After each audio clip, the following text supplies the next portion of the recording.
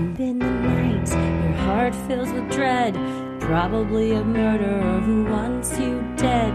It could be a ghost, a demon, or worse. Perhaps you're the victim of a witch's curse. It's hopeless, you're doomed. You'd call a priest if you could. You'd rather just listen to Sinisterhood.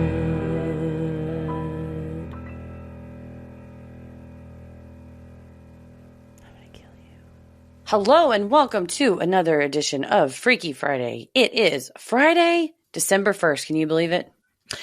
Honestly, no.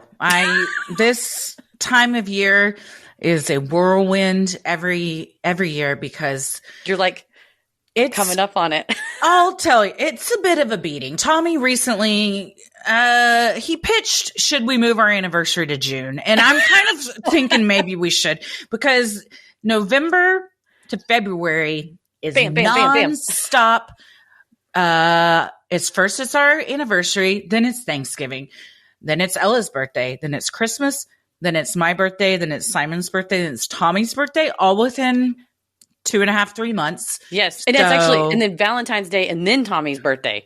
Oh yeah, I forgot about Valentine's Day because I don't celebrate. So yeah, no, true. But between your anniversary and Tommy's, I mean, I do celebrate. I mean, you know what I mean? Never, but like, it's never a big holiday for me. No, it's not like a big holiday, but it's like, oh, we got to bring, candy to school, or like maybe we'll go do something, or maybe this thing's going. But it's just from like the mid-November to mid-February. Like every 2 weeks, you all are like, we will be celebrating again. Wrap the gifts again, and I'm like, y'all are about to go on a wild. Paris's birthday's in July. Mine is in October. We have a nice stretch. And then you got married in March. So yes, that's perfect. That's how you should do it. We spaced it out. Thanks, Mom and Dad, and Paris's mom and dad. Yeah, I mean, I tried. I did try. But that's true. That's you guys. Mother Nature had different plans. It is a lot, though, and my wallet is just on fire. It just catches on fire. And it's a lot. So I don't even remember why we started. Oh, December. We can't believe it's December.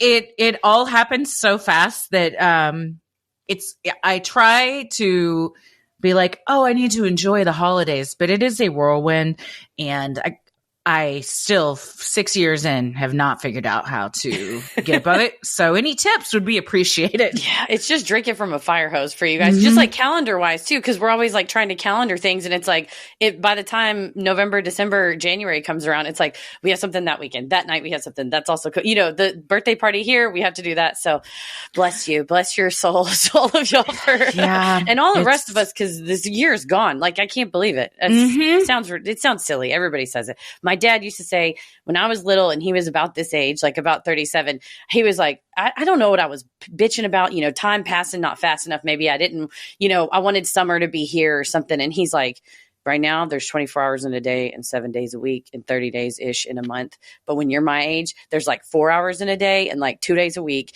and about 3 months a year. He's like, it just is going to go so much faster now. And I was like, shut up, old man. And now he was right. Father, you're like, right. Absolutely. Yeah. Back then when you had much fewer worries and responsibilities, time could seem to last a lot longer. But yeah, when now, like every second of your day is planned out with some kind of responsibility, it tends to fly by or drag on, depending on. It's all good thing. It's all made up, so we don't have to worry about it, right? Right. Well, we are bringing you some first of the December Freaky Fridays. None of these yet are holiday related, but I've been saving some because over the year we've gotten some that are more Christmas themed or holiday themed. So I'm saving those up. So as we get closer, we'll get some freaky holiday stuff. You're the connoisseur of our stories. So like you're like, we have to save the eggnog for the end of the year. God, like, eggnog. The thick eggnog of stories. Ever since Dave Attell said all it is elf cum, I cannot drink it and I cannot look at the same. I can't. When I was younger, I was like, eggnog is so gross. Now I'll slog on that nog. You like the nog? I'm on the nog. I'm on nog. My mama's nog. I only want my mama's nog. Nancy makes a mean nog on the stovetop. Nancy makes that nog on that stovetop. She add a little rum in there if you want to. Some if you don't. Nancy's nog, man. I'll get the recipe. Oh, Nancy's nog. Nancy's nog, man. Bottle this and sell it. We're gonna put it in cans like White Claw. Yeah, yeah. Like, it ain't a slog when you're drinking the nog, and then that's the. Okay, I will try your mom's nog this holiday season and see if it changes my thoughts on nog. My nog thoughts might change. So I'm looking forward to it. Yeah, prepackaged bottled nog is not the way to go. You got to have cooked on the stovetop nog. What is even in it? There's egg and there's nog. That's what I know. What is the nog, though? I don't know. That's what scares me. Honestly, I think it's good cream and milk, and it's like boiled together. It's just like a hot, so it's creamy. Just dairy with some rum in it, basically, and maybe cinnamon. Yeah, there's definitely cinnamon sticks. I think I'll get Nancy's nog recipe and share it. Okay, Nancy's nog. I can't wait. Although Mama's nog also has a nice ring to it. Oh, Mama's nog is better, I think. Mama's nog is it? But Nancy's nog, I always like an alliteration. We'll let her choose. Because it's hers. She gets to decide what it's called. We're just Mama Nancy's nog? There it is. We solved it. Mama Nancy's world Sorry, famous. Nancy. I decided I am going to name it after all. But I hope you're okay with it. She's going to be thrilled. Just like all of you all are going to be thrilled with this. Not just the lineup of stories we have today, which you curated so beautifully, but with our guest today. Oh my gosh. I can't even. A dream has come true. Not just having Riley on the show, but the story that we are blessed with. I think about this once a day since we've heard this story. I think about it once a day and my reaction to hearing it, and I laugh at my own reaction to hearing it. I think about it because I purchased the book by the person that she references in the story and have been flipping through it. I feverishly checked. Anyway, you'll hear it, but we can follow up after. We don't want to spoil it for you. It's a dream come true. Yes. Also, Riley is one of my favorite people. So just amazing and brilliant. Always a pleasure to speak to. Well, first, we got some other ones. Yes, please. I'm Christy. I'm Heather. And let's get freaky. This first one is from Katie Yale, and it is called The Time I Found Out I Was Possessed. And a content warning, brief mentions of attempted suicide in this story. Hi, ladies. I'm in this weird agnostic space where I believe things have happened to me, but I'm also a skeptic. I know this story happened, and I know you ladies won't think I'm totally bonkers and will hopefully enjoy this story. So I wanted to share it. 2019 was the worst year of my life. Yes, even now knowing what I know about 2020 onwards. I was fired suddenly while raising a foster kid. My soulmate cat died, cat tax attached, as did one of my best friends growing up. I was struggling and I thought I deserved a massage. I was living in a place in the USA that is big on Reiki. I had no idea what it was, but heard someone I very much respect was doing Reiki massages, and decided to treat myself. As I laid completely clothed, face down, and realizing that this was not the type of massage I expected, resigning myself to an awkward 45 minutes of daydreaming, I suddenly felt a tug in the middle of my back that stopped with a loud pop. Instantly, I was in the deepest meditative trance I've ever been in, and I went to San Francisco State, where meditation was a 3-course elective that I obviously took so I could catch a nap for an hour a week every semester. In that trance, I was sitting in a large, empty room, like you see in death scenes in movies where someone is talking to another character who had died. In the room was a woman my age who sat on a seat across from me. We talked, and I wish I could remember the conversation, but she was in distress, and I was trying to pacify her.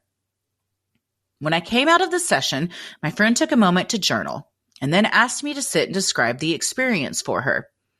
I immediately asked if something had happened around my middle back. She looked terrified, and then said she had debated telling me because she didn't want me to think she was crazy. She went on to tell me that there was an energy blockage there, but when she pulled, a face emerged screaming. She then said she's heard of possessions before, but had never known anyone who had dealt with one, and she didn't know what to do. I asked if it was malicious, and she said no, but that it was a very determined spirit, before asking if I knew what that was about. I did. See, when I was a small child, I had depression and anxiety and didn't make friends well. I also grew up with a cemetery behind my house just over a chain link fence in a very busy, large city. Starting when I was about 5 until I was around 8, I would go to the cemetery alone since I was a loner and there wasn't anywhere else I could go and play safely. In the cemetery was a gravestone of a girl who had been born the day before I was born and died the day after. Her gravestone was all alone, as her parents and any other immediate family is likely still alive today. I would sit with her stone and tell her about life, how hard things were, and how sad I was, because if she were alive, I knew we'd be best friends. At some point when I was around 6 or 7, I promised her that I would live life for the both of us, and I was certain it was going to be a wonderful life someday. When I finished telling my friend, she said very knowingly that it made a lot of sense that the girl had attached herself to me in order to protect me. She promised the spirit wasn't malicious, but rather deeply protective and scared for me. And she didn't want to go. There's a lot more to this story regarding how I eventually convinced her to pass on, which resulted in a very dramatic night where I'm certain my friend and cat came back to help her move on. But the main point is that throughout my life, I knew someone was with me, especially when I was a suicidal teen. Something always caused my suicidal attempts to be thwarted. I'm so grateful for that, and that the spirit kept me safe when I wasn't safe for myself. And I've kept my promise to her that I would live an amazing life for both of us. She and I have traveled the world, lived in amazing places, and have had the best experiences. To anyone else feeling that type of deep pain, just know that life gets better. I just turned 38, and I eagerly tell people when I get older, because every year I get further from being a teenager, which means life gets better, even in incredibly tough years. Thank you for all you do and for sharing this if you are able to, Katie. And then Katie has an adorable picture, a perfect picture of a very sweet kitty cat. Aw, sweet kitty soulmate. Well, Katie, what a beautiful story. Oh, you sweet, blessed little young thing, just looking for a playmate and being so sad. I'm so emotional. I know. It's two little isolated souls that found each other and then found a way to help each other. You know, if the girl that passed on maybe didn't get to experience life, but if she was attached to Katie, she kind of did. And then Katie in return was going through it and kind of, even if she didn't know she had somebody there, had someone there with her. It made me think a little bit of, wasn't it Jerry and Sierra from Ladies and Changes were talking about having a spirit that was like a childhood friend. Yes. And that was kind of like feeling the medium that Jerry met at school was like, oh, this is like your friend from childhood and she's been following you and she just cares about you. And I love that, to think that friendship and care like that can last. But that's a beautiful gift you give her, is to release her from you and say, you can go ahead and pass on now. Thank you. You've done your job here. You can go and rest. But, and that also she was looking out for Katie in some of her darkest moments. So having that friend. I love that. And your little kitty cat is a very sweet. I love cats with big old round eyes like that. Oh yeah, that looks like they got a filter on them. It looks like the cat I had in college named Fred, got gray with like big eyes like that. But and also, I'm very jealous, Katie, that you got to take meditation in college. That sounds amazing. Oh God, I'd be like, can I major in this? Yes. May I have my PhD? I would love meditation, to. I'm in the middle of reading Altered Traits, which is about how meditation changes the neuroscience in your brain. And the fact that it changes it really for the good. So even if you thought you were taking naps, you definitely benefited from that class. I'm jealous. You were getting some learning in, secret learning. Well, thank you, Katie, so much for sharing that with us. This next one is from Alyssa. And it is called My Friends and I Stopped a Car Chase. This story takes place on September 28th, 2019. The reason I remember the date so well is because I, two of my friends, and one of their boyfriends were on our way to our other friend's wedding when we became a part of a car chase. We were at a red light not even 3 blocks from the wedding venue when we heard sirens, a lot of them. I was sitting in the back seat and turned to see a gaggle of cop cars a few yards behind us, lights on. My first thought was that there was an accident at the intersection behind us. It wasn't until I saw a police officer throwing out stop sticks that I realized the cars were all moving towards us, and we were stuck at this red light. I don't remember yelling, but I definitely said loudly and firmly, "Guys, they're coming right for us. We gotta go." My friend's boyfriend was driving at the time, and he started to honk the horn wildly because there was a car in front of us. There were 3 cars to the left of us and a curb on our right. For whatever reason, the car in front of us wouldn't get out of the way, even though turning right on a red was allowed at this intersection. We heard screeching tires. Then the car they were chasing collided with the left passenger side of our car. We shook violently, but it caused the other car to hit the median and flip over. Police surrounded his car right next to us with their guns drawn. It was the scariest thing ever. The 4 of us ducked as far down from the windows as we possibly could. For a split second, I thought about rolling out my door because I was so nervous, but I didn't want to mess up my dress. Later, I also realized it was probably not a good call to make sudden movements with so many guns around. They pulled out the guy without incident and took him back to jail. Yes, back to jail. He had been released not even 24 hours before. He stole this car from a nearby neighborhood and took the cops on a chase. We ended up missing the whole wedding ceremony. It started to rain and we had no coats or umbrellas, so we couldn't even walk the 3 blocks. We also were waiting to see if the cops needed a statement, but they just asked if we needed an ambulance. We waved that off because we were all uninjured, if not extremely shook up. We were also in my friend's mom's new car that she got 3 weeks prior to this. We sat and waited for her mom to come be with the car while we Ubered to the reception, which unfortunately was a dry reception. We all really needed a drink after the whole ordeal. Needless to say, when our friend asked why we missed the ceremony, I don't think she expected us to say we were in a police chase. I've attached pictures of the car, and here is a link to the news story. It is wild. This car is completely upside down. You are right. There's a ton of cops with guns. I wouldn't have got out of the car.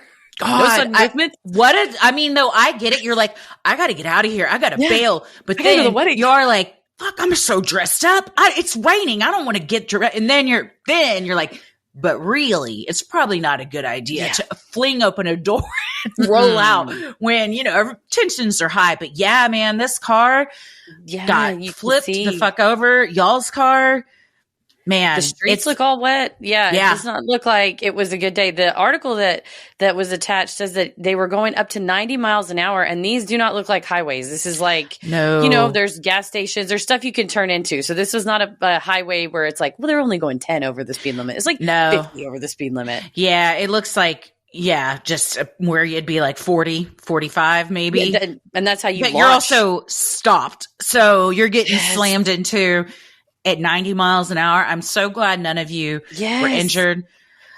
Sorry about the prayers for that car, man. 3 weeks ago. Fuck, dude. Such a I feeling. hope insurance paid for it all and she got a brand new one. But yeah, I've been driving on the highway when cops have like come flying by, like clearly they're on their way somewhere, and everybody hopefully gets out of the way.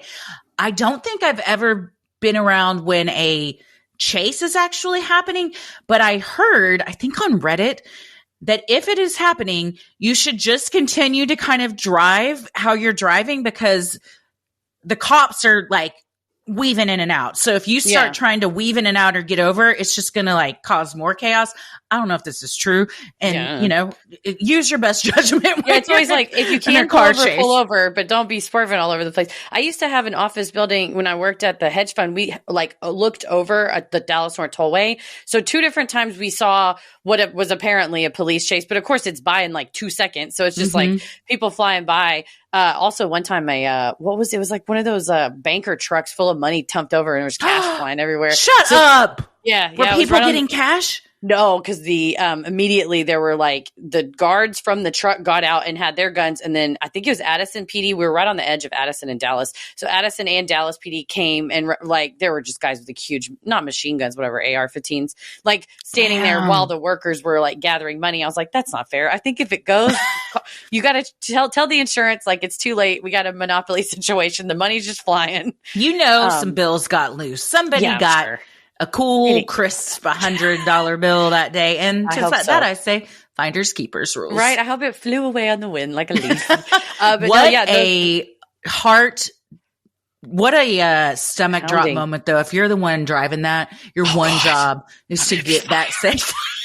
I don't have a job anymore. Over, you're like, holy shit, everything's everywhere.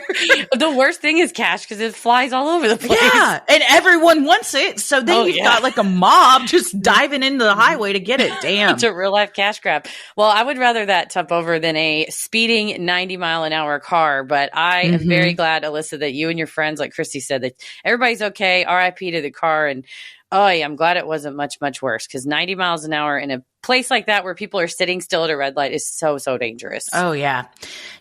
Do you think the bride was like, where are those motherfuckers? Just so angry. And then once you get there and explain it and you're like clearly shaken, I imagine that becomes the talk of the wedding. Right?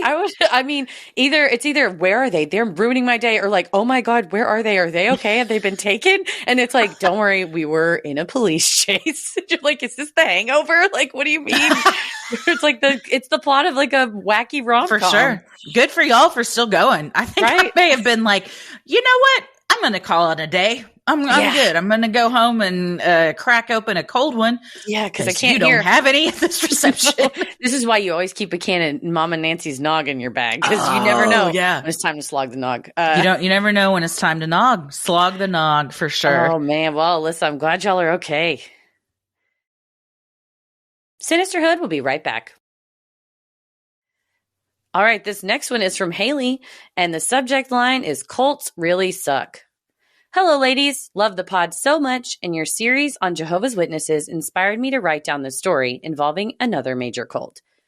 I'd been working at my retail job for not too long and was just starting to get to know my coworkers. I was always friendly with one woman, let's call her Patricia, who worked lot security every night. One night, as I was leaving the building after my closing shift, Patricia called me over to her in the parking lot. She had some papers in her hands and asked if she could give me something spiritual. Being non-religious but open-minded, I figured it wouldn't hurt to just take the paper and throw it away if it wasn't my vibe. I didn't look at the thing until I got home, but upon just glancing at it, I could tell it was nonsense. The varying font sizes and random keywords highlighted in red was the first clue. I tried reading a block of text before deciding I'd need to hire a translator to actually understand the gibberish before me. I could tell that it was some kind of newsletter, but it didn't immediately identify which religion or church it was for. A passage was on the front page under a photo of people wearing face masks sitting on a public road, raising their hands in the air with palms painted green. The text hilariously began with a mail.google.com link, even though this was a printed newsletter. What I read next confused me and then eventually disgusted me. It read, "What worshippers are these? Do you see any witches anywhere? Are they in the Green New Deal? Do you see anyone wearing sweat, saliva, and bacteria-tinged slave masks? Slavery takes on many forms. What does it look like at the end of the world?" It continued with more incoherent nonsense about masks, slaves, the Vatican plan, World Environment Day, and more. I was disturbed on several levels, and I immediately knew why Patricia gave me this thing. This was the summer of 2022. And while masks were not required at my workplace, I still continued to wear one. I take immunosuppressants, so it's important that I try not to get sick, but it's also no one's damn business why I choose to wear a mask at work. Patricia clearly targeted me with this newsletter because I wear what she considers a, quote, slave mask. She later admitted as such. I also couldn't believe that she, a Black woman, would subscribe to something so flippant about the concept of slavery. I skimmed on in this thing with 6 pages of irrational hatred towards Catholics, Democrats, and, of course, LGBTQ plus people. As a bisexual woman, this was particularly horrifying. I couldn't read the whole thing, mostly because it truly was incoherent babbling, and I didn't want to dedicate any more of my mental capacity to analyzing it. I did eventually figure out which religion it was for: Seventh-day Adventists. I previously didn't know anything about them other than several hospitals in the area are SDA. My Catholic BFF then informed me that their hatred of Catholics originates mostly in the fact that SDAs believe that the Sabbath should be Saturday instead of Sunday. The newsletter detailed the supposed Vatican plan to rule the world and Roman Catholic agents taking control of the nation. Joe Biden? The next day, I took it directly to a manager. I have no control over my emotions in these situations, so, through sobs, I described the deep upset this thing had caused me, mostly that I felt targeted for wearing a mask and being bi. The manager took a copy of the thing and promised to speak with Patricia, with another manager present. A few days later, Patricia was made to apologize to me, but she basically told me in her apology that if someone gives me something I don't like, I should just throw it away. The managers asked if I was satisfied with the handling of the situation. I probably could have pushed it further, but I just wanted it to be over. What sucks is that this happened over a year ago, but I still think about it nearly every day. I never would have thought that being handed a piece of paper would ever disturb me so deeply, but here we are. Well, that's my experience with one cult. Next time, I'll write about the time I accidentally worked for another. And then we got copies of this newsletter. Oh man, it's an art project. Yeah, definitely. Haley described it very well. So many different fonts. Oh, so many colors. Oh, so many sizes. I know you're going. You like things, consistent font, consistent typeset, like most of us do. And this is for not any of that. It's just a lot of copying and pasting. There is like the Google, I see the Google URL. Like it's also so much text, just blocks of text that whenever I see that, my brain immediately shuts down. I'm like, I'm not going to read this. Like, you got to put some breaks in these paragraphs if you want me to understand this. So I get it that like, I've been handed things like this and you're like, what is this? But you quickly realize like, I don't even understand this, as Haley put it, incoherent babbling. It's like, I don't even get what you're trying to say because this is so unhinged. I don't love the flippant use of slave and slavery. And also, like Haley said, it's nobody's fucking business. If you're wearing a mask, there's many reasons you might need to. So that plus also being targeted for your sexuality, don't like any of this. I think she should have honestly been fired. I do too. I mean, I think that goes, especially the non-apology. It seems like inappropriate behavior to try to recruit people in the workplace. And especially if you are targeting somebody with what is, in this case, truly an outward expression of a disability that they have. If she's on immunosuppressants, like that's not something you're like, I'm targeting you because of this. It's like, well, you're targeting me because of an external description of a protected thing. So I'm sorry that you had to go through that and be handed that, because we got something like this outside the Justin Bieber concert with like weird cartoons on it. And it's just like, this is not the most effective delivery of your message. Not that this message deserves to be delivered effectively. Because even in the finest typeset, it's chaotic and makes no sense. But it really does. The beginning of this says, oh my God, just in this sentence, there's 1, 2, 3 different colors of text. Yes. And multiple font sizes. And the merchants of the earth shall weep and mourn over her, for no man buyeth their merchandise. You know what this is like? In Willy Wonka, when they keep getting smaller and smaller at the end of the room, because this font starts off huge, and by the end, it's like the room, when they're signing the thing at the beginning, and it starts off by the end, it's like so tiny. That's what this is. Like, I need a magnifying glass to even read half of this. Yeah, it's all over the place. Well, Seventh-day Adventists were in the book from like the 70s or the 80s that I got that was written by that theologian, the 4 major cults. They were one of them. And then we also learned a little bit about them in the Urantia, because it was kind of all split off from Urantia and stuff. So I believe my great grandmother was a Seventh-day Adventist. I got to ask my mom about that, but she mentioned that during the Urantia thing, it was like a grandma or an aunt or something. She was like, "Oh yeah, they were Seventh-day Adventists." I was like, "You got to tell me stuff like that. That's in our like family tree. I deserve to know." if my kinfolk's out there handing out flyers like this, I need to know and be like, cease and desist. Yeah. If you're ever handed something that looks like this, just immediately know it's going to be nonsense, because anyone that is serious about a message or isn't unhinged is incoherent. They're going to use, Grammarly. They're going to use maybe a Canva template, just something where it's a little more appealing to the eye. I've never understood. Honestly, it makes sense that it would look like this, because I imagine that's what looks like inside their brain too. Honestly, all these different font colors. And just like kind of nonsense. But what I thought was really interesting about this is that we wouldn't think that being handed a piece of paper like this would disturb us so deeply. But like Haley said, a year later, so it's not so innocent as just like, well, if you don't like something, just throw it away. No. You never know who and it sounded like this woman, Patricia, did know who she was handing it to. So of course that's going to be upsetting. You're targeting me. I'm bi. I'm also like clearly wear a mask. You're insulting me and criticizing me on multiple things. How would I not be upset about this? And then a year later, I'm so sorry, Haley, that this still affects you. I hope that maybe getting this out there has a bit of a healing effect for you. For sure. That is, you're right. Being handed that's not an innocent thing. It's just a piece of paper. It is a tacit condemnation of Haley in general, whether it's her sexuality or all that. So that is not an unusual feeling, I would say, Haley. That makes sense that you think, oh, it's a new colleague. Maybe we're friendly. Maybe we'll be cool. She seems like a cool gal. Oh, no, she has a lot of problems with things that are just fundamental to my person. So in that case, you just, like the dude says, that's just like your opinion, man. You're not right. Patricia ain't right. You're only, Haley, and that we can all see that this ain't got nothing. This is crazy talk. Sorry to say it.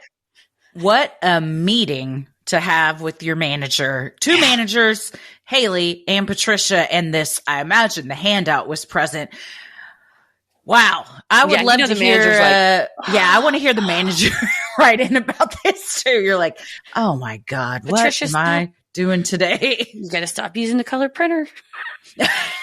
That's not for you, Patricia. You're not allowed to use the printer. If you want to print this out, you're going to have to do it on your own dime. Thank you. Do it at home. Well, thank you very much, Haley. Sinisterhood will be right back. Well, this next one is from Marissa, and the subject line is Unexplained Auditory Experiences. Hello, you both have been the highlight of my week since late 2020. Your laughs and how you tell stories make me feel like we're best friends hanging on the porch together. I haven't had a chance to see you live, but I hope that changes in 2024. I have many thoughts and stories for Freaky Friday, but I've not been able to put into words my experiences. However, when Emma shared her story on episode 87 and asked if anyone else had experienced unexplained auditory events, I had to let her know she's not alone. It happens to me anywhere I go as well. I hear my name so clearly, and yet no one has said it. Usually, it's an unknown voice, not someone I'm familiar with. Many times, I've been sitting at my desk, working away on my computer, and clearly hear my name being called, as if someone has a question for me. I look up expectantly, and no one is there. There have been many times where I stand up and look around, it's an open office environment, to see if someone has said my name, and no one has. Similar to Emma's experience that she shared, I've been alone in the house with a podcast or some music on, and I hear my name or a voice saying something to me. Also similar to Emma, I will look around the house to ensure I'm alone, and have even said, hello, loudly, just to make sure. I'm not sure what I would do if someone responds to me, but if that does happen, I'll be sure to give you all the update. Too many times to count. I walk through the house and turn all the lights on, just in case. I can't explain where the voices come from most of the time. A few times I can say I probably just had too much on my plate and my brain was just telling me to pause. The majority of my experiences, however, are too vivid and clear to be my brain playing tricks on me. Until I heard Emma's experience, I thought I was a lone weirdo in the Sinisterhood coven, hearing things on a regular basis. Perhaps it's another worldly being making sure we stay on our toes. Or maybe we're more connected to others or the other side than we think. Either way, it's nice to be in this coven with you, experiencing the weird auditory shit that is unexplained. To Heather and Christy, I listened to the same episode alone at home, and there was no hello for me. You are not gaslighting Emma, as far as I can tell. I have many more experiences than just the auditory ones that I plan to send in one day. I appreciate you taking the time to let us listeners share our story so we know we're all in this together, even if we're apart. Thank you for all you do, and keep it creepy. I love that thought that you are all together even if you are apart, because we're together in space-time. You got to go see Wish. Oh. We're all just stars. We're all just made of the same stuff. That's true, but that's all right. Well, that is one vote for a no hello. This was a no hello. However, we had to include a tiny one here because we have a debate, and Heather, you and Tommy have since gone back and re-listened to this episode, so you can also weigh in on what you heard. Yeah, we're weighing in. So we have Emma heard a hello, and now we have Marissa didn't hear a hello. This next one is from Gabby, and the subject line is, I heard the hello too, all caps. And Gabby writes, hey guys, I was just listening to the latest Freaky Friday, and there was a person saying they heard a hello during one of your episodes. I had to write because I heard it too. I was driving on a highway and heard the hello and remember thinking maybe one of the kids entered the room and they didn't edit it out. If it was paranormal, it wasn't in the listener's house, but in your studio. Good luck with your third wheel. Love from Brazil. Gosh. Thanks, Gabby. Good luck with your third wheel. Man, okay, so when I saw these, I was frantically putting all this together. So I was like, I need you both to go back to this episode and listen and see what you heard. What did you hear? So I went back. So Emma described whenever I talked about my dad having security clearance. So Tommy and I both separately, and he's at y'all's house, I'm here. I had AirPods in. I rewound it to the beginning of the story. So I listened to me saying the story. Then the part where we were talking about top secret planes and stuff. The only thing I could think is that as I was describing, but it's not at the exact time that Emma described, which was me saying, oh, my dad had top secret security clearance. That's kind of the reference point that Emma gave us. Around that for me was silence. A few seconds later, I was talking about how there might be invisible aircraft just by use of cameras and screens and stuff. And you kind of make like a noise. But within like 2 seconds, you were like, oh, and I was like, yeah, I know. And you said, oh, that's so freaky. And we kind of, so it wasn't like I feel like the listeners would know the sound of your concerned, completely on point concern, because what the fuck, we have invisible airplanes. But like, so to me, that wasn't it. I didn't hear any pops or glitches. Tommy didn't hear anything. Neither of us heard anything. So. But Gabby heard it. Gabby and Emma both heard it. So, and Marissa did. Oh man, this is going to become like the Sinisterhood mystery of 2023. Maybe my only theory is that when Corinne and Sabrina from Two Girls, One Ghost were on here, and when Sabrina was talking, a weird thing happened. And you see Corinne react. They say they're the most haunted podcast in America. They cursed us or something. They rubbed off on us. They rubbed off on us. They warn everybody, if you listen or if we hang out, you never know if something's going to follow you. So they are highly haunted. So maybe it is residual Two Girls, One Ghost, or it's like only certain people can hear it. Like the certain That's what I was thinking.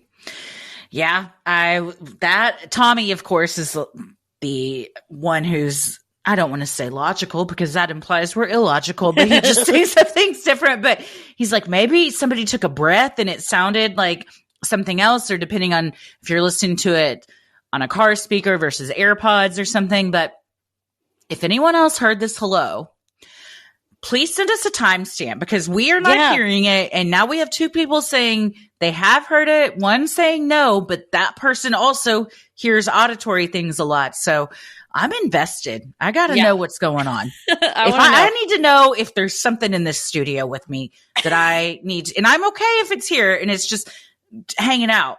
Yeah. But maybe if it is here, I'm going to be like, hey, why don't you contribute more? You know what this show's about. Come on, let's give us a little something. Well, for folks that need a reference, it is in episode 86, Freaky Friday 86, during the fourth story that Reed sent in, UFO encounter or government secret, you decide. I think it's like around 38 minutes in-ish. So if you all want to listen, that's where it's supposed to be. So if you find it, send us a timestamp and also what app you're listening on, because that'll help us drill it down. Well, let us know. And Reed, if you hear it in your own story, let us know. Yes, please. What's going on? I don't know.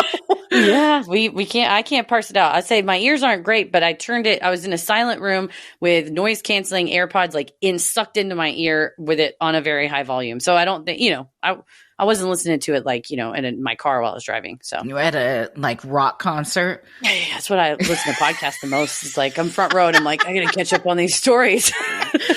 Yeah, it's people don't appreciate it. When they look out and they see that you've got earbuds in, they're like, "Hey, I'm singing up here. What are you listening to?" Why'd you just laugh? Why are you crying now? I'm like, listen to Freaky Friday. You never know if you're going to laugh or cry. It's like, true. It's true. Maybe both at the same time. Might have to get a shirt that says that. I feel like that could sum up the show in general. It's just our whole show. Every day of my life. I never know. It's a comedy podcast. Sometimes. Yeah, we're very funny sometimes. Other times, we're going to piss you off or make you really sad. You're going to want to go march in the streets for what we tell you. Yeah, a lot of times we just break into sobs. Yeah, so that happens too. That happens too. Just it's a high emotional grab bag. Sinisterhood, the high emotional grab bag. It's great for marketing. I'm sure our representation loves it. What do they do? Yeah. A number of things. It's all over the place. Is it consistent? Map. It's consistently inconsistent. I'll give you that. Trademark. Oh. Well, if you all have heard the hello, let us know. And we appreciate Gabby and also Marissa for sending that in and letting us know. Hello. Maybe it's Lionel Richie. Yeah, I was going to say, or Adele. Also, the idea of saying hello when you hear your name and then you do realize, what if someone, God. I reference it all the time because it's so funny to me, but it's that whole Pete Holmes bit of like, you reach behind to see, like, is there a person in my back seat when you're driving? You're like, what if there was? What am I going to do now? Like, fuck you. You're gonna wreck. Like, that's I'm gonna freak out and wreck. Yeah, for sure. Oh, you just don't reach back. Let them just get where you're going. Just be cool. Sometimes maybe you just don't need to know things. Oh, well, ignorance can be bliss. Well, thank you, everyone that sent them in, and a big special thank you to our guest this week, Riley Rose Critchlow. One of my favorite people. She's been in part of my family for over a decade now. So I've got to know them quite well. And one of the funniest people, smartest people, but also you were one to just pull out ridiculous stories in the best way possible. Yes. Riley, you can also just be at dinner and they'll be like, yeah, that was kind of like that time when I lived in Australia and, and the kangaroos. Yeah. And you're just like, what is happening? What are you talking about right now? We had no setup for what Riley was going to talk about, except for that we were on Real Housewives of Dungeons and Dragons. So please listen to. You got to get caught up in season 2, so that season 1 and season 2, so that when Christy appears and then the next episode we both are on together, you will have full context because we laughed so hard. I am on the edge of my seat. I cannot wait to hear our episode. But so like excited. You said, it's like we know Riley's going to be a great time. The story that they told, I was not ready. I'm still not ready. Paris was like, hey, can I get that diagram? And I was like, yeah. And he was like, oh, wow. So there's a diagram involved, guys. So you're going to love it. But before we launch in, because Riley is more than just your brother's partner, long-term partner. Lucky you have an extremely talented family. I do. Partners and all. It's always like, you just kind of are hiding. You're like, yeah, Riley. Yeah, they're great. Oh, really? You mean Riley, who's Cassandra Casternak in Real Housewives of Dungeons and Dragons? Taylor in the film The Jessica Cabin, which is a queer ghost story about 2 lonely spirits that haunt an Airbnb in the desert. It's streaming on demand wherever you get films. Also, the director and starring as Lance Bass in the NSYNC boy band musical Chriskirkpatrickmas. You'll hear all about that in the interview, but that's just a few things. Right now, they're all in London doing a production at the Seven Dials Playhouse. So if you are in London or nearby from now until December 30th, Chriskirkpatrickmas is running. It's getting rave reviews. Yes. The origin story of how this started too is Riley also tells, which is hilarious. Like I said, one of my favorite people. I do have a very talented family. My other sister-in-law is also in theater, fantastic singer. Just like everyone is, You're like the Everyone's old 50s, great. 60s film where they'd be like, well, now that we've finished dinner, let's get around the piano and everyone do something. And like all of y'all could do something. Like everyone, even the Except kids. it's Like, just board games and we're just like competitive as fuck. oh, well, you all are going to love Riley just as much as we do. And please be sure to check out Real Housewives of Dungeons and Dragons, the Jessica Cabin, and also Chriskirkpatrickmas. If you're in London, go for us and let us know because I'm very jealous. Even if you're not in fly to London. I wish I could so bad. Honestly, Desperately. it did cross my mind to go there for Christmas. And then I thought, how would I take 2 children on a transatlantic flight? It can be done. Not easily. Not easily. And I don't think I'm prepared for it yet. But if you were there and you're close, please go see it because it's just so funny. Yeah, and stick around for the story. Definitely, we'll post the diagram on our social media because it's ridiculous. It's so good. It's so good. Well, enjoy because this is one of the most fun Freaky Fridays interviews we've had, and so we hope you enjoy it just as much as we did. Sinisterhood will be right back. Hello and welcome to another edition of Freaky Friday Guest Stories. Today we are so thrilled to have the guest we have. It is Riley Rose Critchlow. You will recognize them from The Real Housewives of Dungeons and Dragons and this December in Chriskirkpatrickmas, a musical in London. Riley, welcome. I'm so glad you're here. Thank you so much. I'm so excited to be here. I am so excited for you to be here too. Riley is also a member of my family. There you go. It's extra special for you to be here. And I had to giggle at Chriskirkpatrickmas because it's the best name of any show that's ever been put up. So I mean, that's how it started. It just started as Valen and Allison, the show's creators, at a party, like drunkenly being like, what if there was a Christmas musical called Chriskirkpatrickmas? And then like looking at each other across the room, just knowingly like that might be it. That might be the idea. And cut to 10 years later. And here we are performing it off West End in December. That's amazing. 5-star reviews from The Guardian. And you just came off a run at Edinburgh. How was that? How did everybody enjoy it? It was incredible. It's one of those things that you sort of do a safe version of a show. So we did Hollywood Fringe and that went really well. And we were like, okay, maybe we can do an LA run of this show. And that went really well. And then it was like, maybe we could do an Edinburgh run. And that went better than anybody expected. Wow. I had done Edinburgh once before with a show that wasn't as good. And I had a feeling that Chris would do well in Edinburgh, but I didn't. You always sort of manage your expectations so you're not horribly disappointed. So I wasn't anticipating it getting quite as many incredible reviews as it did. So we were very, cool. very lucky. Yeah. How was the audience reaction? Just dying the whole time? Everybody enjoyed it. And we had a lot of people there that didn't know NSYNC, which is sort of devastating. You're like, there's a lot of Easter eggs in here. That you're just- It's incredibly historically accurate. Valen and Allison, everything that happens in the show, with the exception of one sort of supernatural element, everything else is like historically accurate down to like verbatim words people said to each other at certain moments. It's like very, very well researched.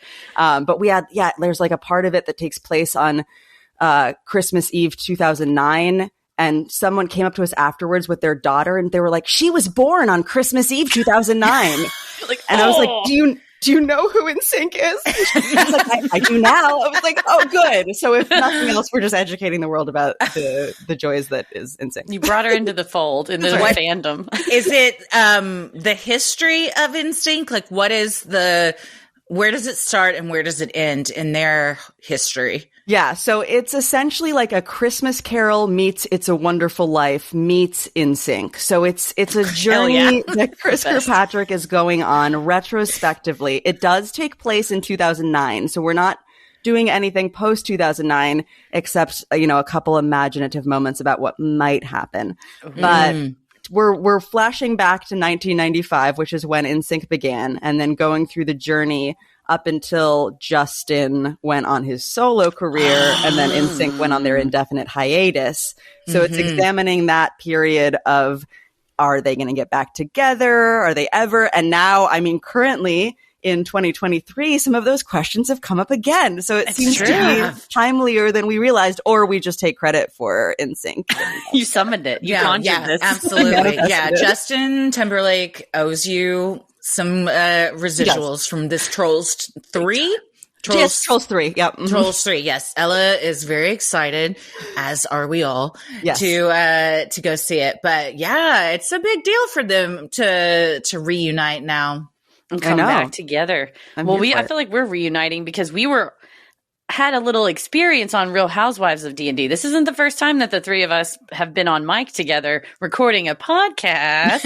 It's true. This is actually technically our official announcement of our very first, very special season 2 RHO D&D guest stars, our Sinisterhood team. You guys are so much fun. Funny on this show. I hope I can't imagine that your listeners have ever heard you do what you do on Real Housewives of Dungeons and Dragons. True, you're right. Probably not. Yeah. Weird and amazing.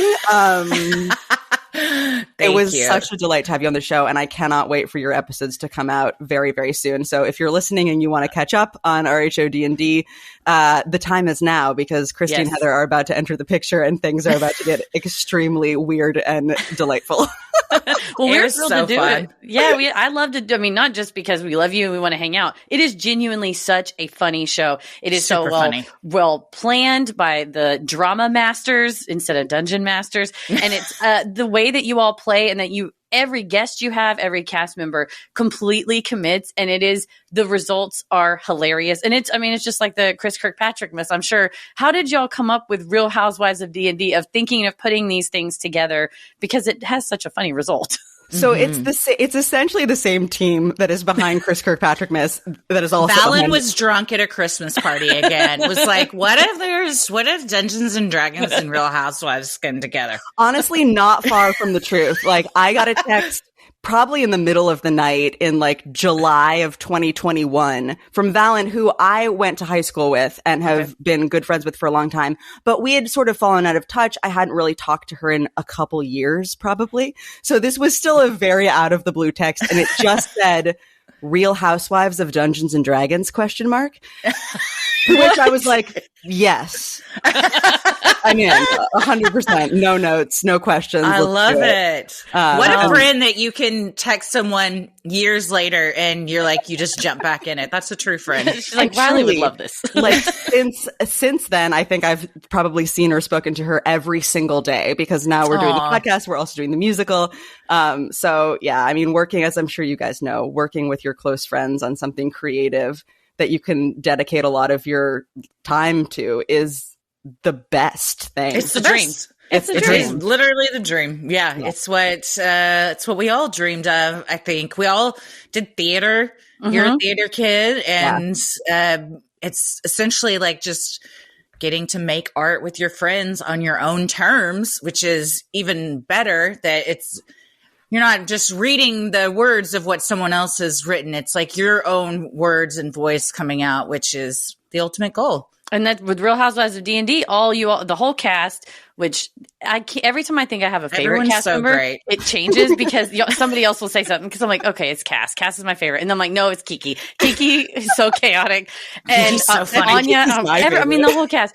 But for our listeners who kind of don't really know the concept of it, can you give them kind of a quick what you need to know about Real Housewives? Because I'm telling you all listening, you need to go and catch up. If not, at least to season 2, catch up even season 1. I mean, it's so funny. It's like one of my walk pods. Like, I just walk around laughing, listening to it. Mm-hmm. Oh my God, I'm so glad. Yeah. I mean, basically the premise is that there is the cast, a fictional cast of a reality show. So the Real Housewives of Anaheim, which they haven't made yet. Although Andy Cohen, if you want to talk, I've got some ideas.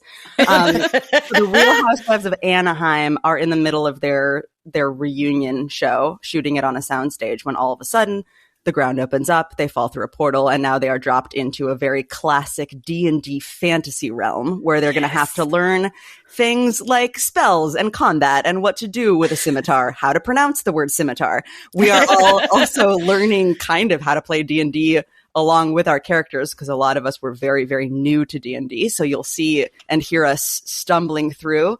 But yeah, I mean, it's an improvised show that is we get a lot of the D&D rules wrong. So if you're like a stickler for the D&D mechanics, you can either listen to it and then email us all the things we did wrong, or just know that we don't care that much. It's comedy. We're doing it for comedy. Yeah. If you want a traditional D&D podcast, I'm sure there's a ton out there, but there's this plenty. is special because the Real Housewives of Anaheim, which Anaheim is such a funny city to have a Real Housewives cast out of. It really is. It's like you didn't even get cast in Beverly Hills or Los or Angeles. Orange You're straight Anaheim. Two franchises that are like pretty nearby, but we didn't quite make it to either of those. But like we would like to think we're fancy enough. It's very third tier, but that makes the characters like so funny because all of y'all have backstories and will be like, no, you should listen to me. This is why I'm important, and it just reeks of the absolute real desperation on the Housewives because the Housewives are always wanting to. So you guys take those characters and just play them like a fiddle. It's so good. And this is something when we first started, when Valen sent me that text, I was like, yes, I'm in. I've never played D&D and I've never watched Real Housewives. So let's do some research. And then I did some research, which turned into me just becoming like hopelessly addicted to Real Housewives, which I'm sure we all probably could have seen coming. But I was like, no, it's for the show. Right. No, we've covered a couple of Real Housewives because of the crimes that have they've committed. And anytime Tommy would walk in and be like, it's for the show. I'm working right now. Okay. He's like, you've been watching Real Housewives for 5 hours straight. This is my job. Yeah. Thank you very much. I have a notepad next to me. Like it's legit. Same. No, Kyle will come in and be like, are they still rehashing the same drama from like 5 years ago? And I was like, they sure are. That's right. That's part of the joy. But once, you guys like cults. I also like cults. Big fan. Yeah. I guess fan's a weird way to say it, but I'm fascinated. So as a person who is fascinated by cults and has done a lot of research on cults, there was an episode of a podcast called Is It a Cult? I believe. Fantastic podcast. And they did an episode on Real Housewives. And in my research, I was like, well, I should probably research this as well. And I expected it to be that they were presenting the Real Housewives franchises as a cult that then the listeners were being pulled into, that you were buying into this cult as a listener and like, watch out. But instead what they did, which makes so much sense to me, is they were focusing on the cast members as the members of the cult and the producers as like the overlords of the cult, which became so interesting for me to think about. Essentially, what I didn't realize about Real Housewives is when you become a cast member on the show, you are making a huge financial investment in a payoff that may or may not come. So in order to get your salary up to the level where it's making you money, you have to be on for several seasons. And in order to stay on for several seasons, you need to play the Housewives game, which is be interesting. Drama. Be dramatic, but also you're wearing the latest fashion. They're all paying for all their fashions, all their glam. Right. They're taking each other on these expensive, extravagant trips. And the more expensive and extravagant your trip is, the more likely maybe you are to continue to be on the show. Or, it's an equation that's up to the Housewives to try and decipher and decide what's going to make them a more interesting cast member so they don't get cut. So the producers are constant, and then it means they're more likely to start drama with each other. Yeah. And, even if it's not real, even if it's them starting a rumor or something, because they're like, I'm going to get the screen time, and then I'm going to get the social media followers, and then I'm going to get, my contract's going to get renewed. So once I started looking at it through that lens, it's so much more horrifying, but also so much more fascinating. No, for sure. It's like that season, Lisa Vanderpump was like, this is what our season's about, when it was the whole Munchausen by proxy, or it wasn't Munchausen. It was, no, they were accusing. Yeah, it was. Yeah. Yes. They were accusing, what's her name of having Munchausen. Cause she was like legitimate. Yeah. Bella Hadid's, Gigi and Bella Hadid's mom. Yes. Gigi and Bella's mom. What was Gigi and Bella's mom? Which is also wild because you see them on Real Housewives being like, I might try modeling. And you're like, and you see her going, you should slice that almond up, and you should only eat a few slices of that almond. That's too many almonds. She's the ultimate almond mom. Oh, she sucks. The original almond mom. She is.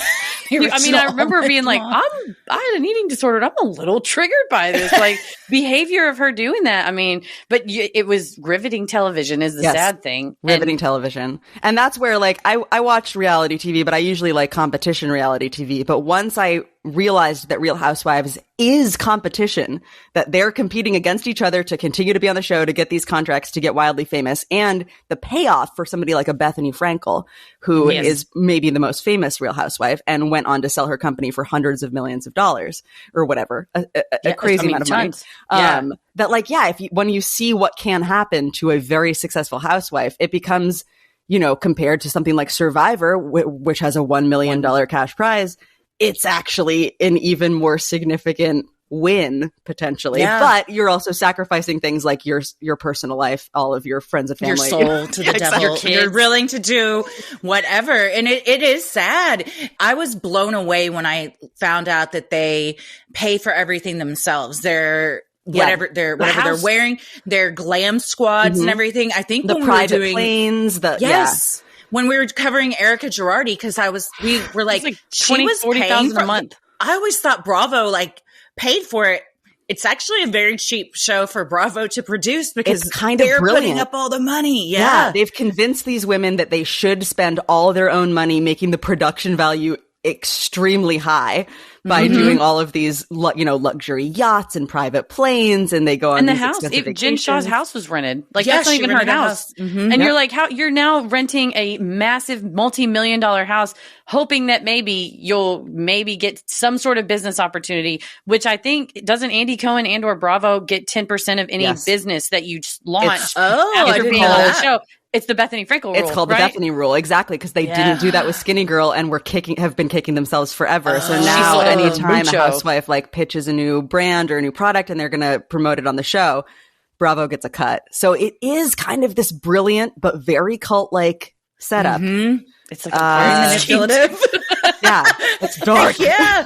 And then Jen Shah is like, I'm going to spend millions on this Airbnb. And then she goes to prison. And then she goes to prison. All your dirty secrets come out on reality TV. You can't hide all that stuff for long. If you're thinking about dipping your toe in the Real Housewives pond, I highly recommend starting with Salt Lake City. It's only a couple seasons, and you get some real big dramatic shit. Those bathtub moments where they're like all in the tubs, like screaming at each other outside. In the middle of the desert or something.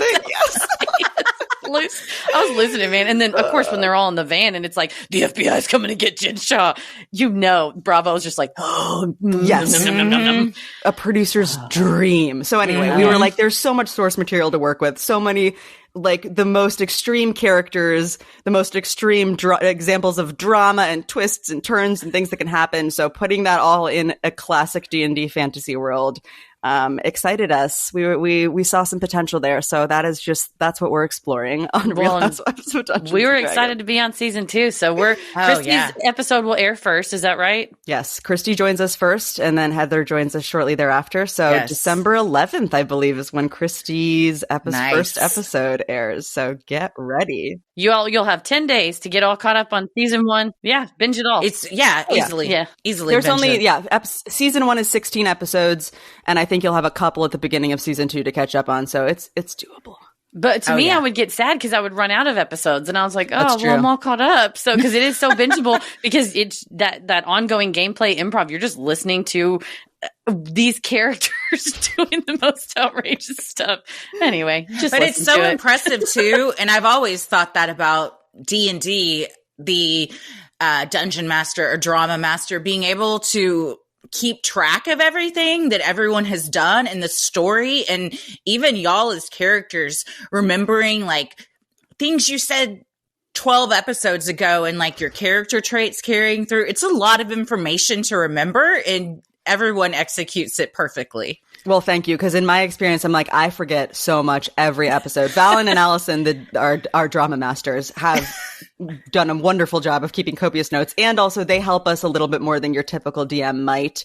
I think in a lot of D&D games, it's up to the players to like really know their own character sheet and their own abilities, and if they forget something, then that's on them. We get some hand holding on this show, which is very kind of them. They're great. That's how you it. make a good show, is everybody works together. You're like, each other. sorry, Riley, if you don't remember what Cassandra did last week, then that's on you. I mean, there's a little bit of that. Allison specifically likes to sometimes punish us for not keeping tabs on everything. But if we forget like a D&D mechanic, they'll be like, let me break this down for you for the 14th time. Here's how you roll for damage or whatever. That's what I loved it, because you'll say, am I allowed to do that? And sometimes they'll go, well, I mean, not really, but because of this, okay. Okay. That's they're benevolent drama masters. We love that. Well, they also Luckily. know what makes a comedic good show, so you got to let some things slide for the sake of the show. Yeah. And that's D&D in general. I think at its core, D&D is just an improvised storytelling game where you're all telling a story together, and you can be a real stickler about the rules, but that sometimes makes it less fun for the people involved. So it's a balance. Yeah. It's a game. balance. It is a game. Yeah, like fun. Games Same like like it's with improv. We've been in troops where it's like you have beat A, B, and C, and then we're going to have 2A, 2, and you're like, I just want to get up here and play. It's like too many rules. It becomes less fun when everyone's just like, no, we have to stick to this exact format. Mm-hmm. Yeah, no, you have to have a little bit of rules and then some leeway to play around and be very silly. Absolutely. Which you'll get a lot of the silly side of it if you listen to the show, especially with Christy and Heather. You guys are taking such a turn. And I am so excited to re-listen because I remember a couple of things, but I know that a lot happened that I'm forgetting. Our characters are very fun. Well, and I've never heard your episodes, so I have to hear that. I remember that when we get to Heather's introduction and the way in which, I won't spoil it, but the way in which you are reintroduced to Christy as she comes back with this gang, this new gang of housewives is one of the funniest moments to me on the show.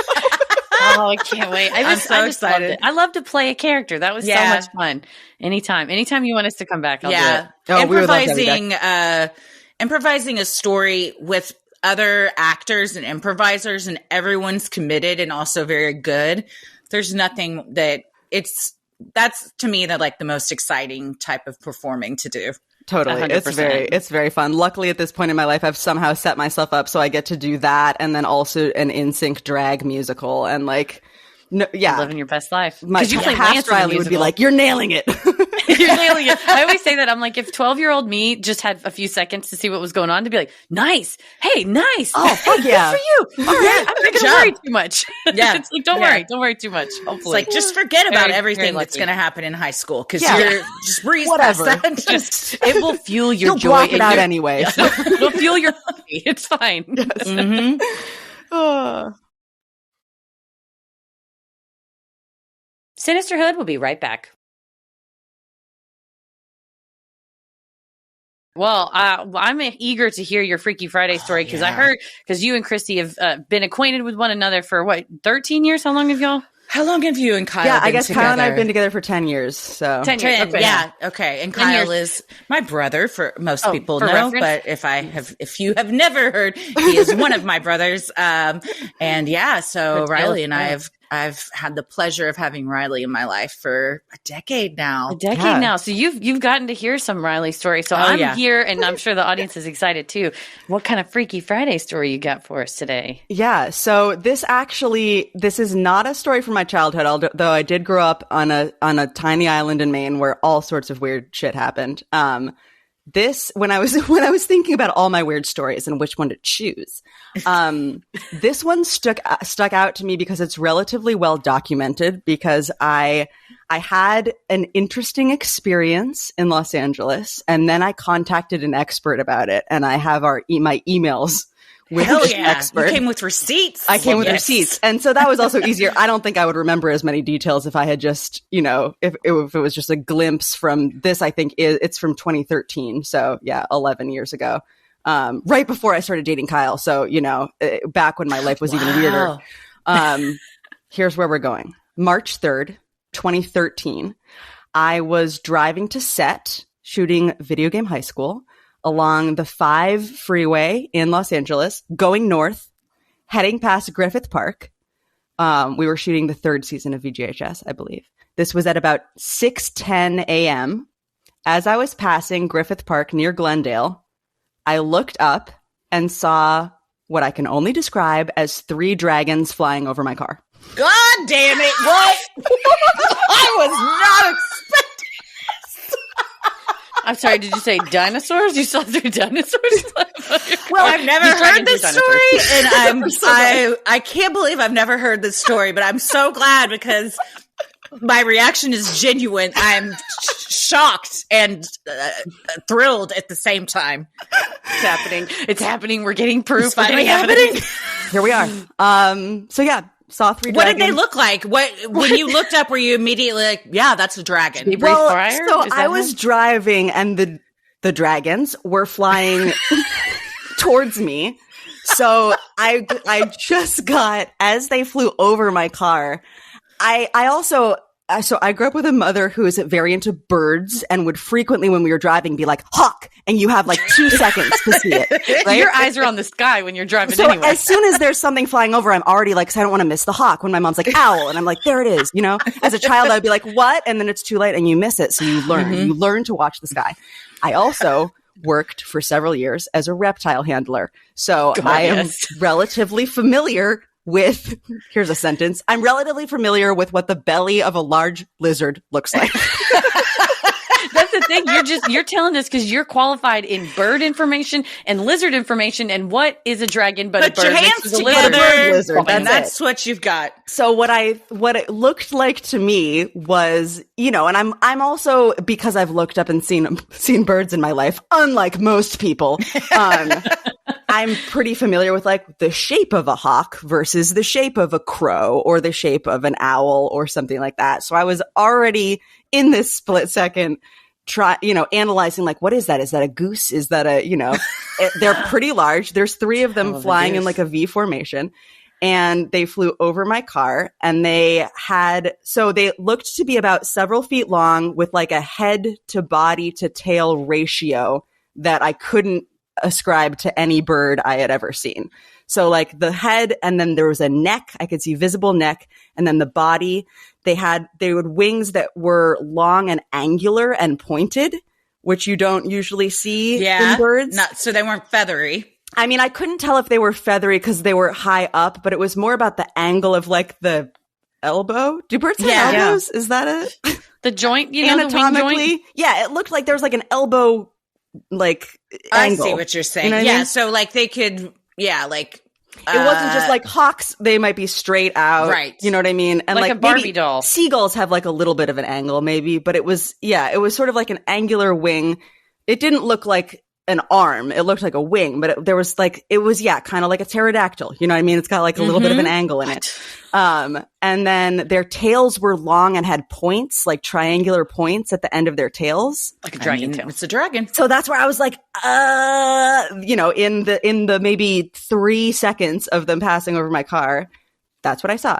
They also looked kind of light in color, like white, gray, light green. Again, their bellies is what I would be seeing. So to me, that kind of, if you've ever even just seen a video of like an alligator flip over, mm-hmm. Their bellies are that like light. That? Yeah, it looked like that light kind of greenish, grayish coloring.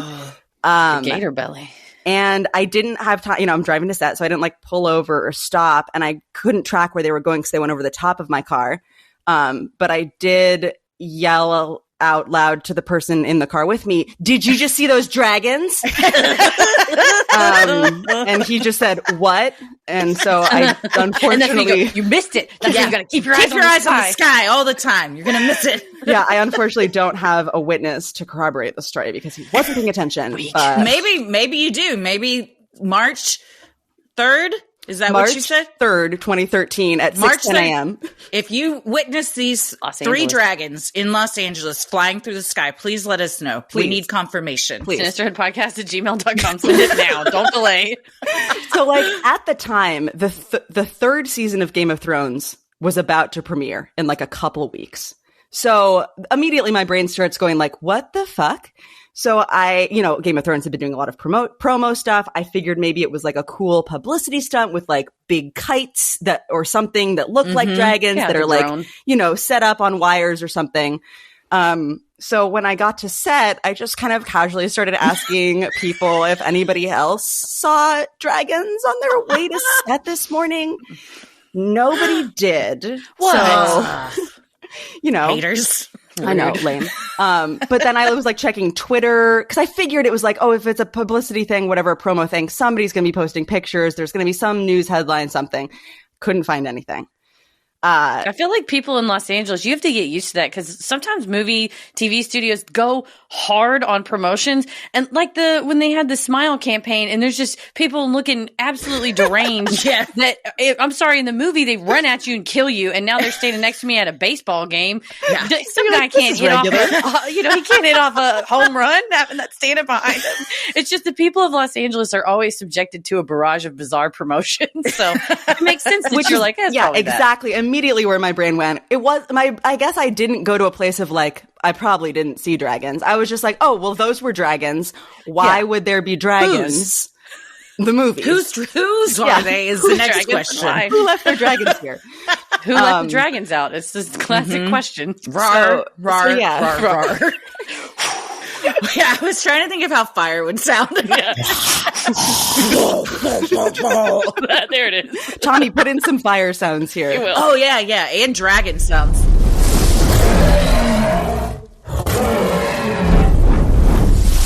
Paris, if you could put flames out of Christy's mouth, if you could, Paris. Oh, yeah. That'd be great.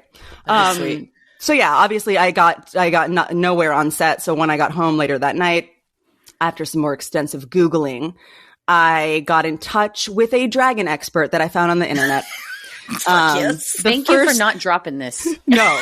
Yeah. Other people would have just gone. All day, this was on your mind. And you're like, now I got to, they're home. Like, Riley, can we do another take of that? You're like, yeah. What the fuck were those dragons? What was my line? Set down my sketches that I'm like feverishly preoccupied. You're a little bit.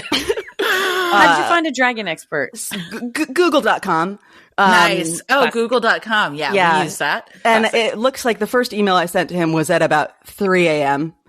So obviously you are not the first person that's contacted this person at 3 a.m. And you had seen the dragons at 6 a.m. the prior day. So this is a 6 solid. It's the prior day. Yeah. But you were almost coming up on 24 hours. Yeah. Almost, right. Oh my. But I got in touch with a man named Jonathan Whitcomb who runs the site livepterosaurs.com. The site is still up. He's still doing the work. I messaged him through his website. I described my sighting. And he wrote back almost immediately. 3 a.m. I think I emailed him at like 3:13. He wrote back at like 3:41 or something like that. He like got right back to me. That's probably when he does the majority of his dragon work. I didn't know if maybe he was asleep and he not like through any kind of a notification on iPhone, but just sort of subconsciously, he's like, someone's seen a dragon. Intuitively. Just popped out of bed. Like, they need help. So he wrote back because he had some follow-up questions. He wanted to know if the dragons were flying towards Griffith Park or away from Griffith Park. They were flying towards. He wanted to know about how high they were above the freeway. I said not too high, although I'm not a great judge of distance, but not too high. They weren't like way up in the sky like a plane. And then he also wanted to know whether my car passed directly below them, which it did, and if I saw any neck on any of them, which I did. So I sent that back to him. He got my answers, and he replied, "I'm grateful for your help. I believe you may have seen 3 American ropens, an unclassified flying creature that appears to be a living pterosaur, sometimes called pterodactyl.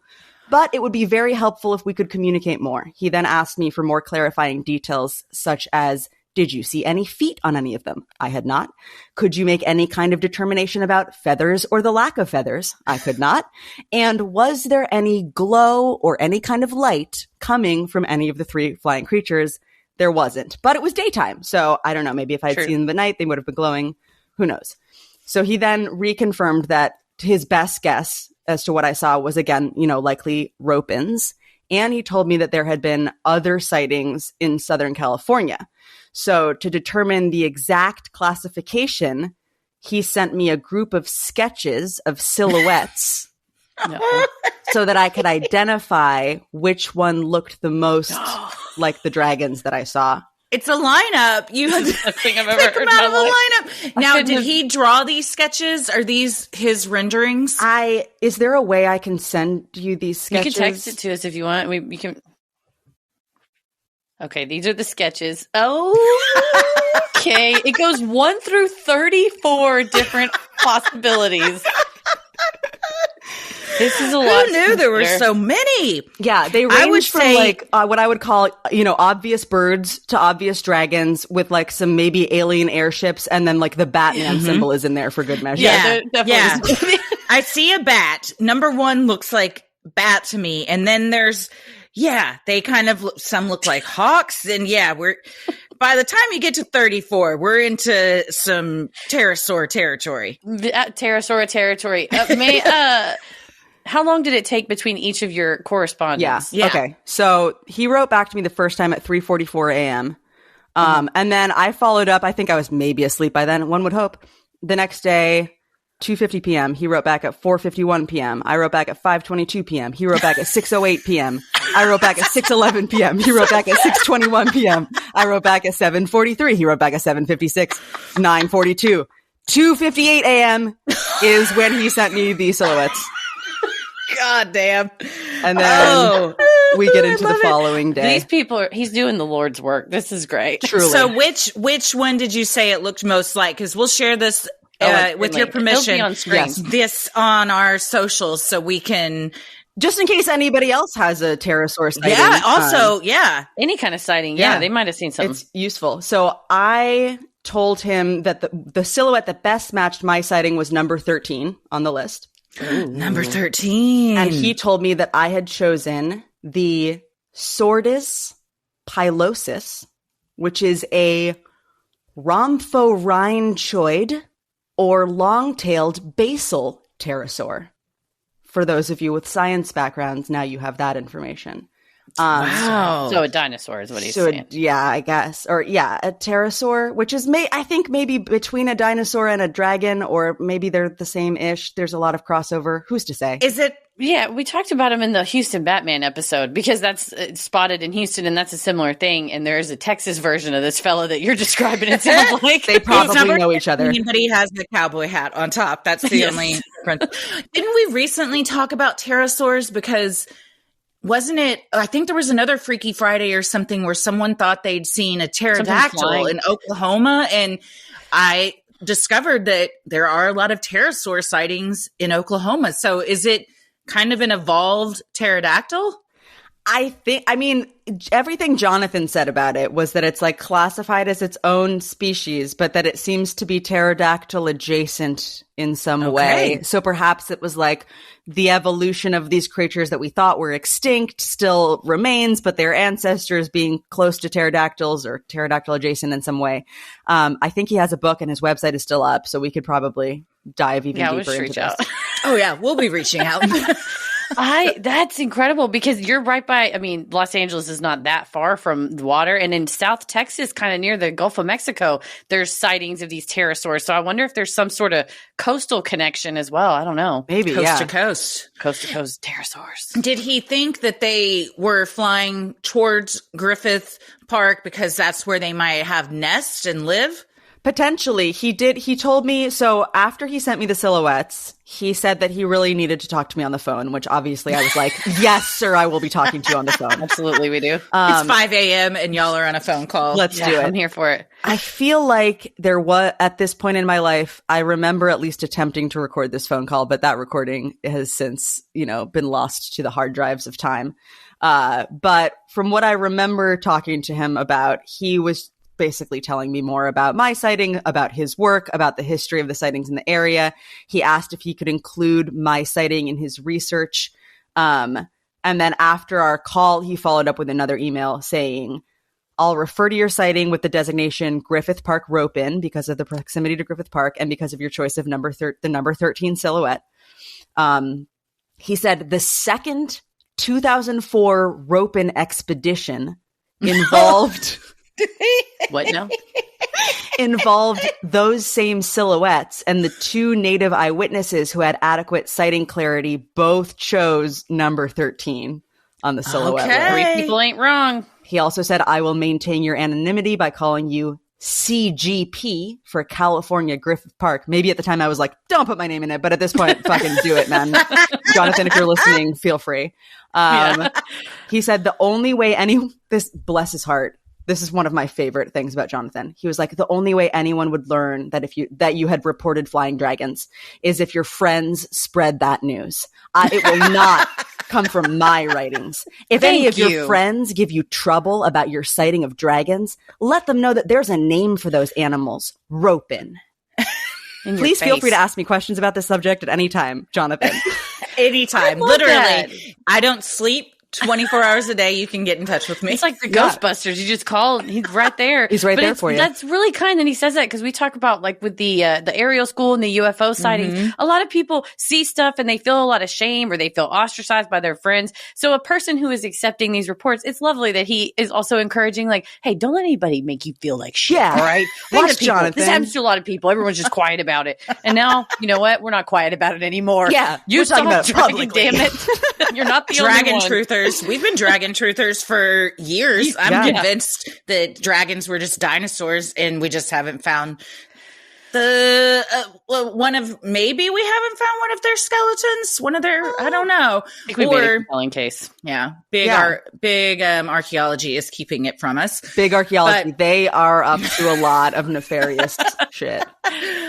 Wow. So do you feel like that was a satisfying answer? Like these were ropins, or do you still think you saw dragons? I feel like I went into this entire experience being like, there's probably some other explanation for what I just saw. So far, I haven't gotten any, no one else seems to be able to explain what it was. So as far as I'm concerned, Jonathan's got the best pitch. I haven't seen any dragons or pterosaurs or ropin since then, but Jonathan is still at it. He's still updating his website with more sightings from around the country. He actually reached out to me one last time about 10 weeks later saying that somebody else had a similar sighting in the area and asked if I wanted to talk to her about it. Which That's I think so nice. I emailed with her about really it a little bit, and then I think I ghosted her. He's trying to connect the community so people know that, that, because it probably is something that you're like, you could be embarrassed to talk about with people. But I just Googled these and straight up, they look like dragons. If I saw 3 of these flying, ROPEN. Okay. If I saw 3 of these flying overhead, yes, I would also exclaim, did you just see those dragons? Because they absolutely look like dragons. The artistic renderings. Gorgeous. Wow. Yeah, look at that thing. Yeah. And I think I didn't end up talking to the other person who had a sighting because it sounded to me like she was more viscerally affected by it. I think she said something along the lines of like, since we've both had our lives changed forever or something like that. And I don't want to take that away from her, but I don't know if I could have held a conversation without being like, yeah, but like, maybe not. Right. I don't know. It's a fun cocktail party story. Yeah, you don't just be like, what does this mean for the future of humanity? There's Like, goddamn ropins out there. I loved talking to Jonathan about it, but I haven't followed up, you know? Yeah. You're not going into meetings or anything. Right. I'm also not being like, life. Jonathan's a hack. Like, I'm like, do it, man. Like, follow your heart, do your research. Livepterosaurs.com. Pterosaurs is spelled with a P. Yes. For those of you who, if it's been a minute since your last dinosaur class, that is an important. Is he They should call it that dinosaur class. Is he just passionate, or what is his It sounds job? like a cryptozoologist to me. So he is a cryptozoologist. Is that what he is? Yeah, I don't know if I got his this does say when I googled ropin, the first thing is the ropin, meaning demon flyer. Oh, shit. Is a cryptid thought to be either a big bat or more commonly a pterosaur on New Guinea Island.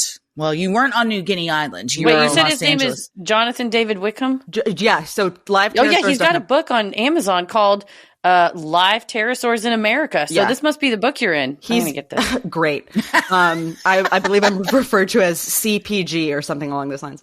Well, you'll have to autograph it for us. Yeah, would you sign it for me next time I see you in purpose? Thank you. Yeah, but I mean, if you've seen any pterosaurs in California or elsewhere, you could definitely contact him. It says that he is a cryptozoologist. Yeah. That is just a guess on my part. It's in his. Oftentimes they are, in the talking heads on your History Channel Monster Quest shows. So, it's some of them say monster hunter and others say a cryptozoologist. Yeah. It's however you want to identify. If you're a cryptozoologist, you're into conservation versus a monster hunter's trying to put the trophy on the wall is how I see it. No, that's an important distinction. Yeah, absolutely. Wow, that's you blown my mind. My whole weekend. I'm not going to lie. It hasn't even happened yet. And I can already say this is the best thing that'll happen this weekend. Done and done. I was already looking forward to this. I did not know I would just be wrecked for any other interview ever. I couldn't have wished for a better thing. Thank you so much. Never did I think what I could only describe as 3 dragons flying over my car. And the fact that this is how it ended, because I was fully prepared for you to be like, it was a Game of Thrones thing. They were promoting whatever. I was looking for it. I was really trying to find the reason that it wasn't just dragons, but I don't have a good reason for it not being dragons thus far. So as far as I'm convinced, it was dragons. They were dragons. Saw a pterosaur. If you can't disprove it, it's proven. That's the world we live in now. You know what? I saw what I saw. You can't take it away from me. That's what. You can't prove that I didn't see dragons. Yeah. I don't know how you would, but you can't. No, that seems like a family. I like that they were flying in a V formation too together. Yes, they were. Yeah. Mm-hmm. It was like one. They had to go to their giant nest in Griffith Park. And doesn't Griffith Observatory have like big ass gargoyles or something? It's like up on a hill kind of thing. Do they? Or am I thinking of another thing? And they might. I might be wrong, but I was thinking maybe they were drawn to the gargoyles. They're like, oh, one of us is over there. We gotta go. Oh, they like gargoyles. They're probably pretty cool dragons. Yeah, they look like my cousin. That's cool. Gargoyles are cool. Yeah, gargoyles and dragons are cousins. I think that's just established. I think that's right. Know. That feels right. That feels right. Yeah. Oh, so right. Anyway, well, thank you so much for being with us today. Oh my gosh. So good. So good. Well, where can everyone find all of the amazing things that you're doing? Yeah, you can find Real Housewives of Dungeons & Dragons wherever you get your podcasts. We are also on Patreon at patreon.com/Housewives of D&D and across all social media at Housewives of D&D. Chriskirkpatrickmas will be going up at Seven Dials Playhouse in London. We open for previews on December 1st and we open officially on December 4th. We will be running through December 30th. You can get tickets at sevendilesplayhouse.co.uk. And if you wanted to follow me, you can find me on Instagram at Riley Ace of Spies and on Twitter, which is now called X, although I cannot. So Twitter, at Riley Rose Critch.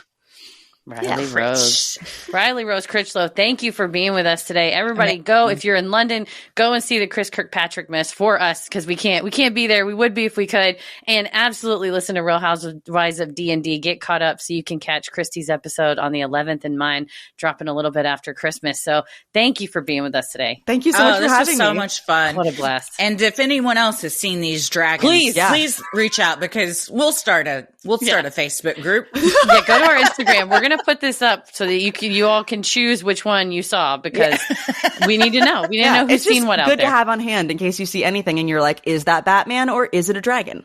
Yeah. You sent it? I saved it right away to my phone. 34 choices.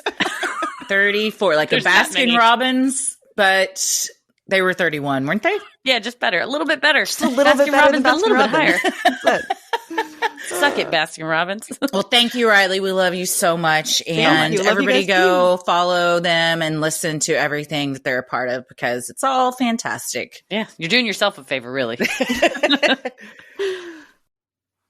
Well, thank you so much to Riley for spending so much funny time with us. Thank you to everybody else for sending in your Freaky Friday stories. If you have an odd but true story, maybe you've encountered Bigfoot, you've seen a UFO, you had a brush with true crime, or you felt the presence of an otherworldly being, send them in at sinisterhood.com/Freaky Friday.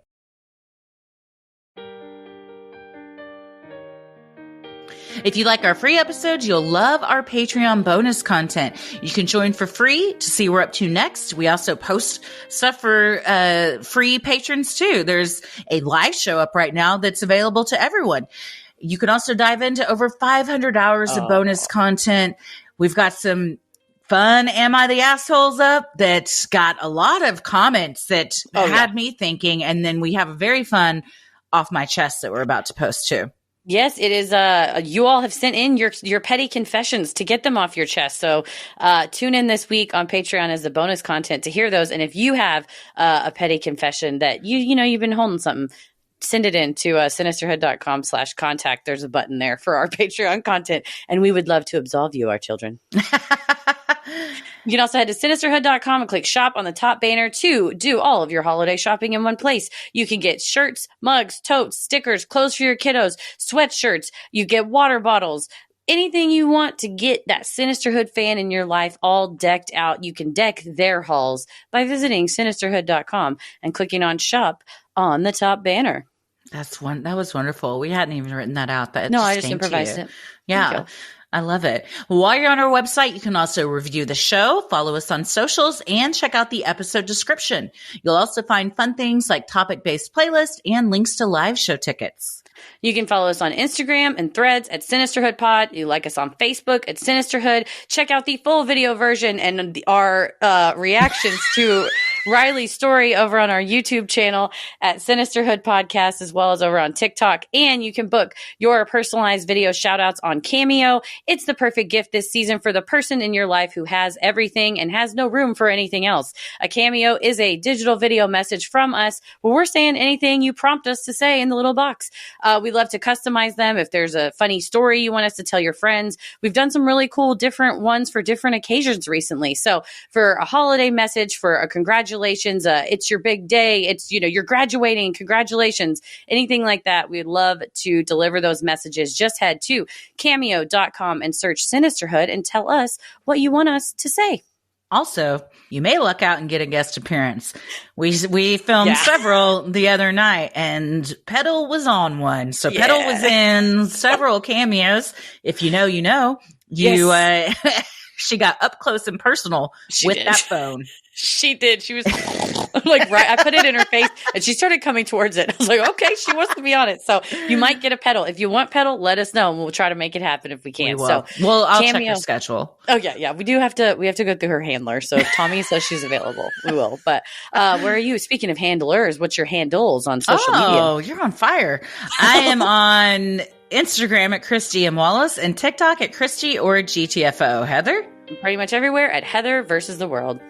As always, the devil rules the airwaves. Keep it creepy.